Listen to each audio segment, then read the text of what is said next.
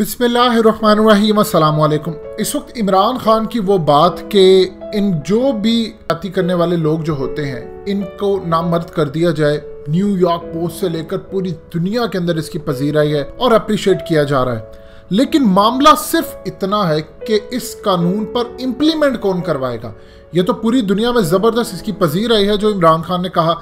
अब सूरत हाल ये है कि असल कहानी जो पता करने वाली है वो ये है कि जब खातून ने कॉल की थी 130 के नंबर पर, इस सूरत हाल के बाद उनको फिर डायरेक्ट किया गया एक और नंबर पर, जिन्होंने उसकी कॉल रिसीव की और जिन्होंने आगे उसको किसी और नंबर के साथ कनेक्टेड किया।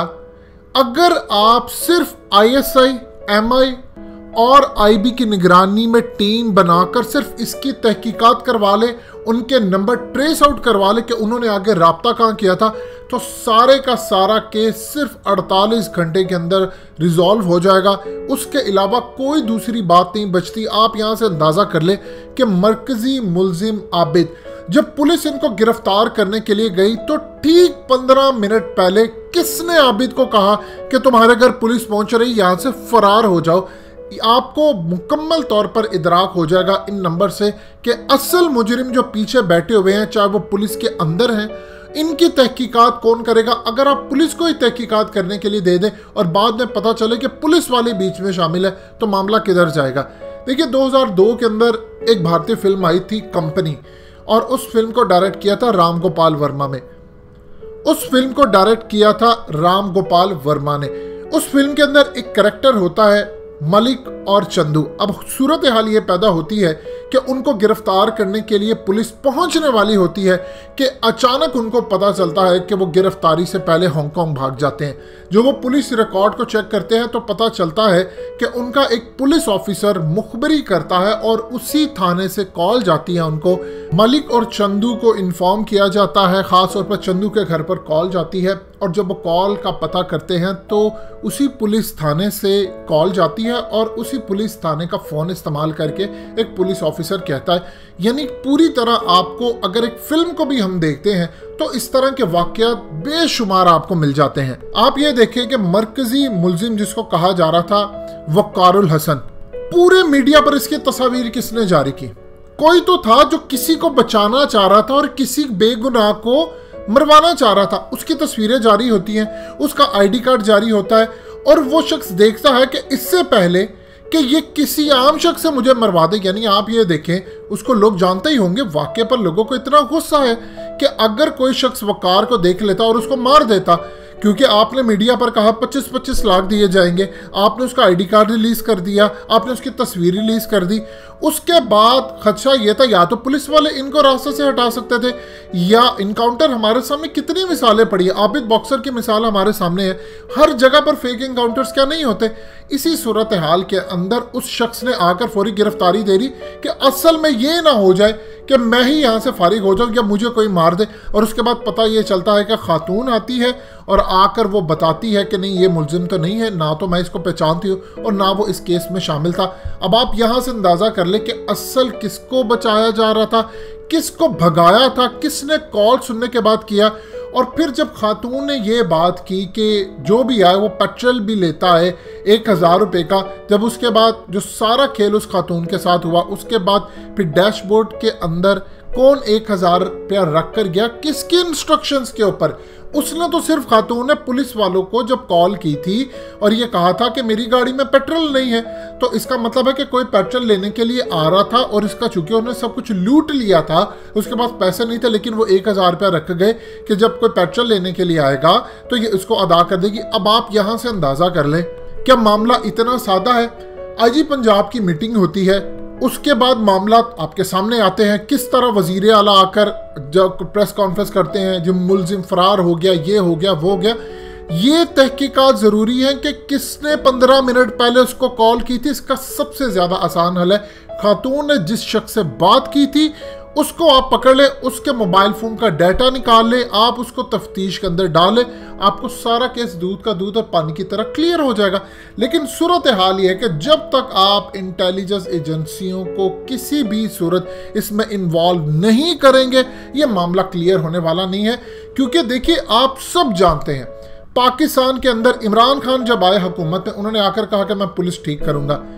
ये पुलिस उनके बस की बात नहीं है। आपको पता होता है बहुत सारी ऐसी जगह होती हैं जहां पर चोर जो होते हैं पुलिस को पहले बताते हैं कि हम यहां पर करने जा रहे हैं, आपने इतनी लेट पहुंचना है। कॉल आने के बाद मुलजिम आते हैं, किसी ऐसी नामालूम जगह से कोई कट्टर लेकर आता है। क्लियरली खातून ने कहा कि मैंने शीशे अपने ऊपर किए हुए थे और शीशों से बाहर नजर नहीं आता था।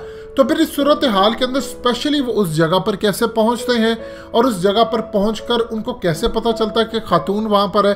फिर उसके बाद जब वो चोरी की अगर नीयत से आए थे तो चोरी के बाद तो अगर उन्होंने अंगूठी और तलाई जेवर सब कुछ पकड़ा तो वो फिर किस तरह फेंक कर जा सकते हैं जंगल के अंदर, ताकि अगले दिन जाए और पुलिस को मिल जाए। पुलिस को भी इतने ही बड़े जंगल के अंदर से वो अंगूठी और वो चीजें भी मिल जाती हैं। It doesn't make any sense. आपको ये चीजें क्लियर करनी होंगी और ये आप सिर्फ इंटेलिजेंस एजेंसियों की रिपोर्ट पर कर सकते हैं। अब जो मर्जी कर लें, पुलिस चाहे इमरान खान की हुकूमत हो, शहबाज शरीफ की हुकूमत हो, वो उन्होंने करना वही है जो उनको पसंद आएगा। अभी सूरत हाल के अंदर कितने ऑफिसर हैं जो इस वक्त शिकायत कर रहे हैं कि उनको आज़ादाना तहकीकात नहीं करने दी जा रही। लिहाजा इस सूरत हाल को आपने मद्देनजर रखना है। ये मामला इतना सादा नहीं है, इसमें बड़े गैंग शामिल है। आपकी कॉल कहां पर जाती है, आप किसको पहले कॉल करते हैं, वहां से कौन लोग आते हैं, ये कोई अब ढकी छुपी बात नहीं है। इमरान खान जो मर्जी कह ले कि यहाँ पर ये कानून लेकर आएंगे, आगे क्या पाकिस्तान के अंदर कानून मौजूद नहीं है? आप सिर्फ इतना बता दीजिए, क्या पाकिस्तान में कानून नहीं है? क्या आपको चोरी करने वाले के लिए कोई सजा नहीं है या मारने वाले के लिए क्या फांसी की सजा नहीं है? लेकिन उस पर इम्प्लीमेंट कौन करवाएगा?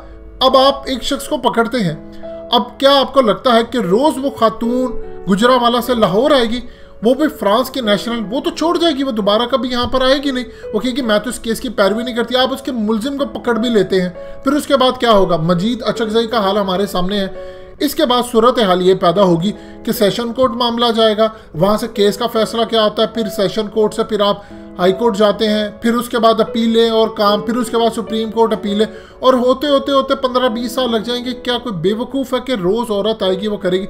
और क्या उनसे सवालात गंदे पूछे जाते हैं, तुम्हें कहाँ पर हाथ लगाया था, उससे पहले किस जगह को पकड़ा था, तुम्हारे कपड़े कैसे उतारे? ये तमाम चीज़ें, ये इंतहाई घटियापन है।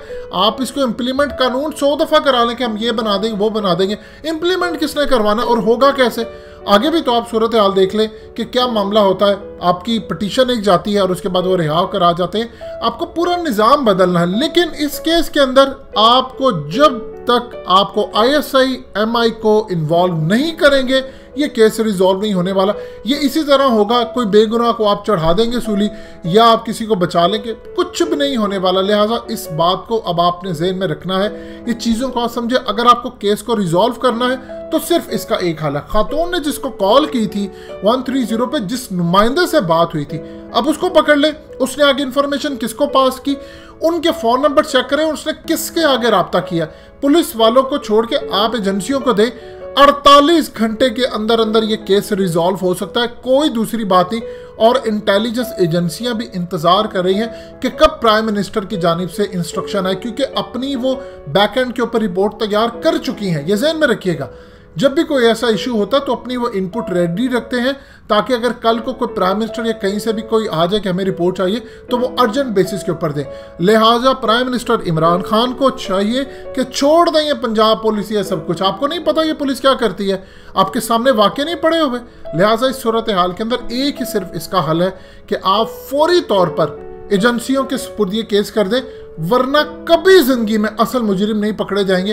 और ये भी हो सकता है जिनको इस्तेमाल किया गया है इस पूरे खेल के अंदर, उनको एंड के ऊपर सूली चढ़ा दिया जाए, लेकिन असल फिर बच जाए और आप अगले केस का इंतजार करें। दोस्तों, हकीकत टीवी को सब्सक्राइब करना मत भूलिए, वीडियो को लाइक करें, शेयर करें और कमेंट सेक्शन में अपनी राय का इजहार जरूर करें।